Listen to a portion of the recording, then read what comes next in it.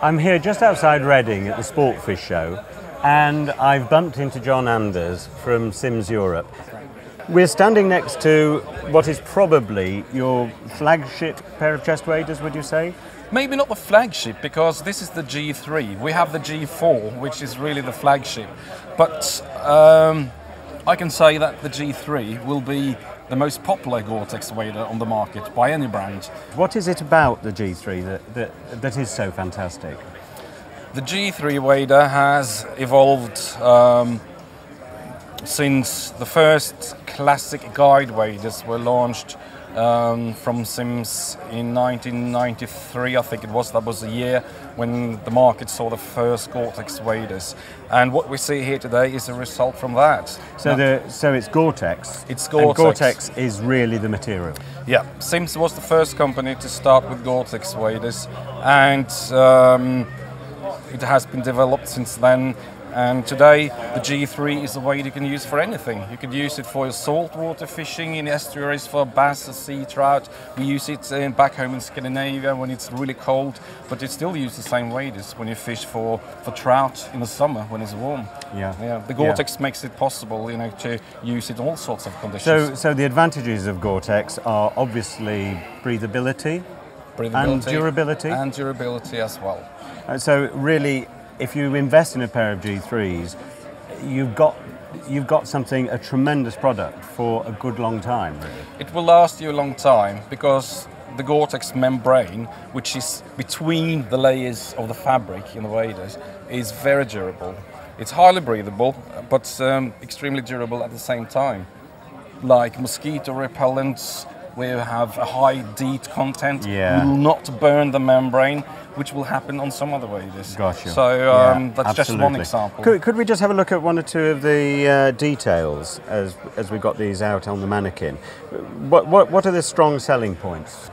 If you look here, this is rather special.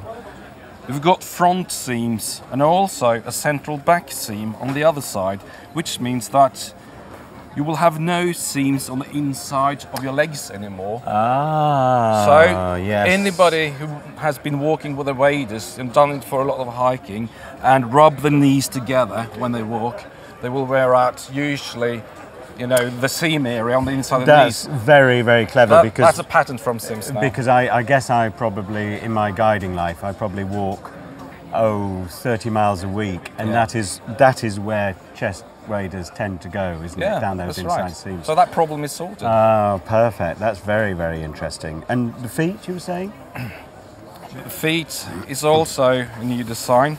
You have no seam joint on the heel anymore. Which again is the weak point. It gives you more flexibility. Yeah. You don't get a stretched joint here. So in the past, everybody had leaking heels at some stage on the knee. Tell me about that. Exactly. Not anymore. Yeah, great. Yeah, and up here, the pocket parts, what have we got here? You've got the chest pocket, which is fleece lined on the inside, so you can use that as a hand warmer pocket when you fish in cold conditions.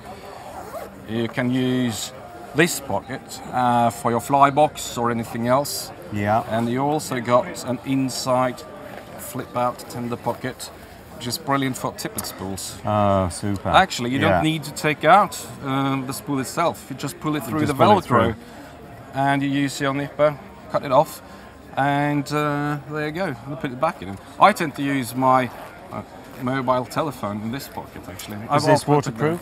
This is not waterproof, but when of it's course there, it's in the...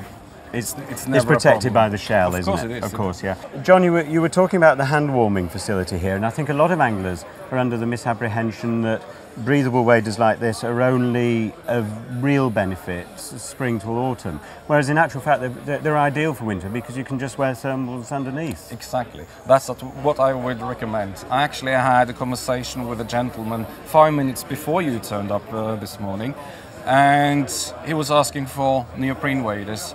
I explained my point of view, which means that you should use your G3s in the winter, in the summer.